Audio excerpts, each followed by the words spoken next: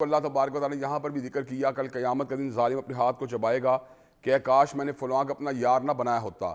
ہمیں کیا کرنا چاہیے؟ ہماری دوستی دینداروں کے ساتھ ہونی چاہیے، اچھے اخلاق کے حاملین کے ساتھ ہونی چاہیے، اچھے کریکٹر کے حاملین لوگوں کے ساتھ ہونی چاہیے۔ اللہ تبارک و تعالیٰ کلام حمید میں اس بات کا اعلان فرماتے ہیں الاخلاء یومئذ بعضهم لبعض عدو الا المتقین۔ جب قیامت کا دن آئے گا تو جانی اور جگری دوست ایک دوسرے کے دشمن بن جائیں گے، دوستی اس میں کسی کی باقی رہے گی تو اہل تقویٰ کی باقی رہے گی۔ اللہ تبارک و تعالیٰ سورہ فرقان میں عباد الرحمن کا ذکر کیا۔ ویسے تو سارے ہی اللہ کے بندے ہیں، لیکن جس طرح سورہ مومنون میں ان خاص بندوں کا ذکر تھا کہ جن کے لیے اللہ نے فردوس بری کے باغات کو تیار کر دیا ہے، عباد الرحمن کے حوالے سے ان بندوں کا ذکر ہے جو اللہ تبارک و تعالیٰ کے خصوصی بندے ہیں اور جن کی توانائیوں تگ و تا جد و جہد کا ایک ہی مقصد ہے کہ پروردگار عالم کو راضی کر لیا جائے۔ اللہ تبارک و تعالیٰ ان کے بہت سے اوصاف کا ذکر فرماتے ہیں جن میں سے بعض کو میں اپنے ناظرین کے سامنے رکھنا چاہتا ہوں۔ اللہ تبارک و تعالیٰ اعلان فرماتے ہیں والذین یبیتون لربہم سجدا وقیاما۔ رحمان کے جو بندے ہوتے ہیں ان کی راتیں حالت سجدہ اور حالت قیام میں گزرتی ہیں۔ ان کا ایک ہی مقصد ہوتا ہے کہ اللہ تبارک و تعالیٰ کو راضی کر لیا جائے۔ یہ وہ لوگ ہوتے ہیں کہ جب خرچ کرنے کی بات آتی ہے نہ تو حد اعتدال سے تجاوز کرتے ہیں بخیلی اور نہ ہی بخیلی کے راستے پہ چلتے ہیں، وہ ایک درمیانی راستہ جو ہے اس کو اڈاپٹ کرتے ہیں، اس کے ساتھ اپنی زندگی گزارتے ہیں۔ اور جو رحمان کے بندے ہوتے ہیں وہ اللہ تبارک و تعالیٰ سے دعا مانگتے ہیں ربنا اصرف عنا عذاب جہنم ان عذابها کان غراما، کہ ہمارے پروردگار ہم سے جہنم کے عذاب کو دور کر لے، اس لیے کہ جو چمٹ جانے والی مصیبت ہے، جو جہنم میں چلا گیا اس کے لیے تو یہ ایک ایسی کیفیت مبتلا ہو جائے گا کہ لا یموت فیہا ولا یحیا، نہ تو وہ اس میں زندہ ہوگا اور نہ ہی اس کے اندر اس کی کیفیت مردوں والی ہوگی، بلکہ وہ کیسی کیفیت دوچار ہوگا کہ بیچارگی کے ساتھ وہ چاہے گا اس کے موت آ جائے لیکن موت بھی اس کے اوپر نہیں آ رہی ہوگی۔ جو رحمان کے بندے ہوتے ہیں نہ تو وہ اللہ تعالیٰ کی ذات شرک کرتے ہیں، نہ وہ زناکاری کا ارتکاب کرتے ہیں، نہ وہ قتل و غارت گری کرتے ہیں، اور جو کوئی یہ کام کرتا ہے اس کے لیے اللہ نے جہنم کے دہکتے ہوئے انگاروں کو تیار کر دیا ہے۔ مگر جو بندہ ان کبیرہ گناہوں کے ارتکاب کے بعد اور ان گناہوں کے صدور کے بعد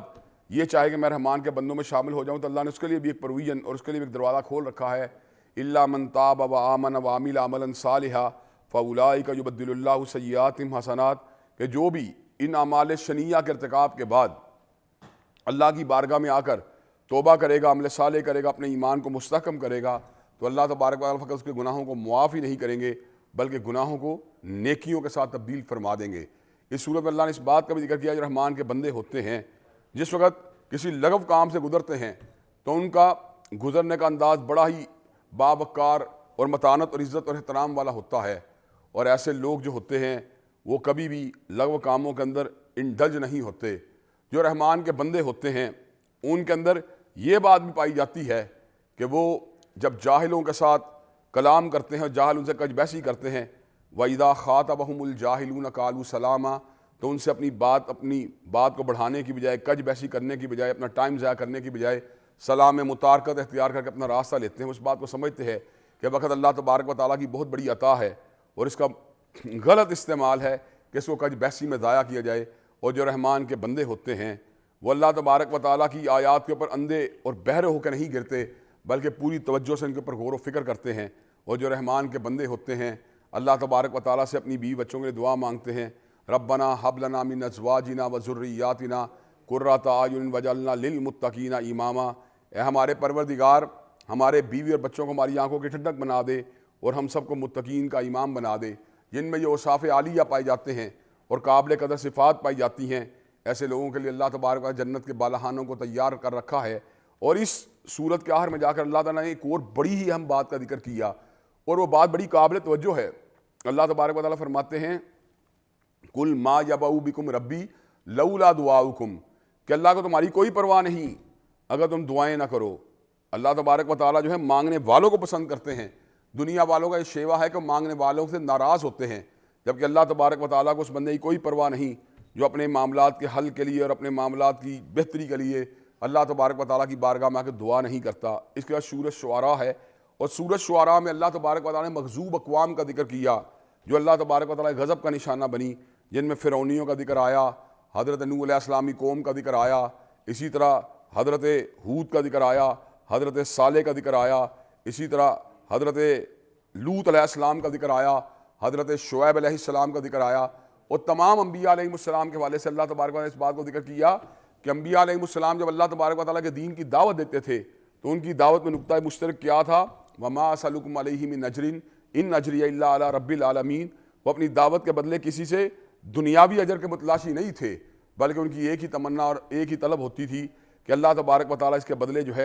ان کی محنت کو قبول کرے، اور وہ اپنے معاملات کا ریوارڈ، اپنی محنت کا ریوارڈ فقط اللہ تبارک و تعالیٰ ہی سے طلب کیا کرتے تھے۔ اور دوسرا اہم نقطہ جو اللہ نے سورہ بیان کیا وہ یہ ہے کہ جو کسی ایک رسول کا انکار کرتا ہے، در حقیقت وہ ایک رسول کا انکار نہیں کرتا بلکہ جمیع رسول اللہ کا انکار کرتا ہے۔ چنانچہ اللہ تبارک و تعالیٰ اس بات کو ارشاد فرماتے ہیں کذبت قوم نوح المرسلین، حضرت نوح علیہ السلام کی قوم نے سب رسولوں کا انکار کیا۔ کذبت عاد المرسلین، عادیوں نے سب رسول اللہ کا انکار کیا۔ کذبت ثمود المرسلین، ثمودیوں نے سب رسول اللہ کا انکار کیا۔ کذبت قوم لوط المرسلین، قوم لوط نے سب رسول اللہ کا انکار کیا۔ کذب اصحاب الایکۃ المرسلین، اصحاب ایکا نے سب رسولوں کا انکار کیا۔ حالانکہ قرآن مجید سے بات معلوم ہوتی ہے قوم نوح نے فقط حضرت نوح کا انکار کیا تھا، قوم عاد نے فقط حضرت ہود کا انکار کیا تھا، قوم ثمود نے فقط حضرت صالح کا انکار کیا تھا، قوم لوط نے فقط سیدنا لوط کی دعوت کا انکار کیا، اور اصحاب الایکا نے فقط حضرت شعیب کی دعوت کا انکار کیا۔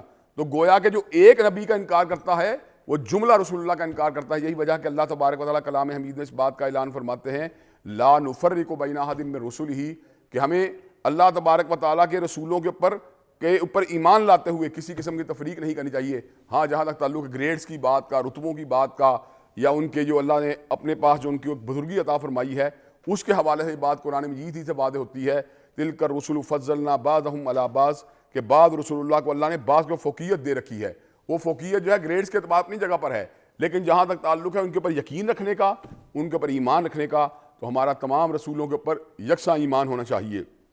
اس صورت میں اللہ نے اس بات کا بھی ذکر کیا کہ شیاطین جو ہوتے ہیں وہ لوگوں پر اترتے ہیں جو بڑے ہی جھوٹے ہوتے ہیں۔ ان جھوٹے گناہ گاروں کے اندر جب جھوٹ میں مبالغہ آمیزی پائی جاتی ہے یا گناہوں کے اندر ان کے اندر